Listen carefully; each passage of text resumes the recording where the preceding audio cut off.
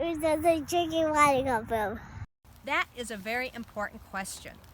The water we drink comes from lakes, rivers, and the ground. It is called source water. Lakes and rivers are easy to identify because we can see them, like the river behind me.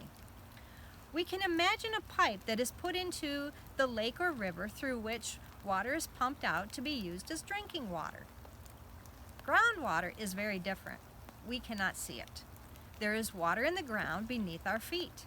It can be close to the surface or very deep in the ground. The water in the ground is called an aquifer. We pump water that is in an aquifer from a well.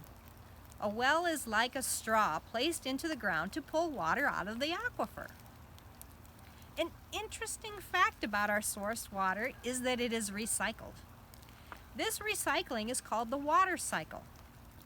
The sun's energy warms water on the Earth's surface, causing evaporation.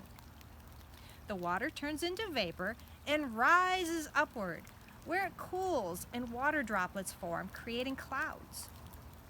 The water droplets then fall back to the surface in the form of rain and snow, where they soak into the ground or run off into the rivers. Snow and ice build up over the winter, then melt in the spring, which is typically when the greatest amount of replenishment of our source water occurs.